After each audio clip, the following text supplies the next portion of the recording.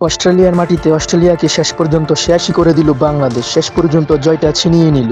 যে অস্ট্রেলিয়াকে তাদের নিজেদের মাটিতে হারানো ছিল বাংলাদেশের জন্য বিশাল এক স্বপ্ন। আজ সেই স্বপ্নকেই বাস্তবে পরিণত করলো টাইগাররা।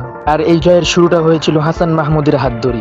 গতি দিয়ে অস্ট্রেলিয়ার ব্যাটিং লাইন আপকে ধ্বংস করে দিয়ে যে অস্ট্রেলিয়া প্রথম ইনিংসে মাত্র 198 রানে গুটিয়ে যায়। হাসান মাহমুদ একাই তুলে নিলেন 6টি উইকেট।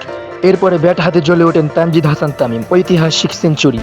অস্ট্রেলিয়ার মাটিতে বাংলাদেশের হয়ে টেস্ট সেঞ্চুরি করে তানজিদও লিখে ফেললেন এক ইতিহাস।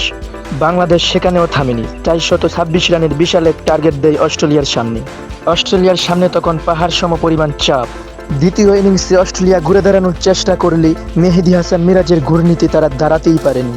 যেই মিরাজ ব্যাটিংয়ে ছিলেন দুর্দান্ত, সেই মিরাজের ঘূর্ণির জাদুতে একের পর এক উইকেট। শেষ পর্যন্ত 5 উইকেট নিয়ে অস্ট্রেলিয়ার ব্যাটিংয়ে 10 নামিয়ে দিলেন মিরাজ। অস্ট্রেলিয়ার স্কোর দাঁড়ালো মাত্র 284 রান। বাংলাদেশের সামনে জয়ের জন্য লক্ষ্য মাত্র 57 রান। আর সেই রানও তুলে নিতে বাংলাদেশ বেশি সময় নিল না। 9 উইকেটের বিশাল জয়। অস্ট্রেলিয়ার মাটিতে প্রথমবারের মতো টেস্ট জয়। হাসান মাহমুদের গতি, তানজিদের ব্যাট আর মিরাজের ঘূর্ণি সব মিলিয়ে অস্ট্রেলিয়ার মাটিতে ইতিহাস লিখে ফেলল বাংলাদেশ। অস্ট্রেলিয়া কখনো ভাবেনি বাংলাদেশের কাছে এমন আত্মসমর্পণ করতে হবে।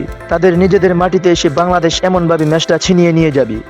বাংলাদেশ পারল, টাইগাররা পারল। অস্ট্রেলিয়ার মাটিতে ইতিহাস গড়ল বাংলাদেশ।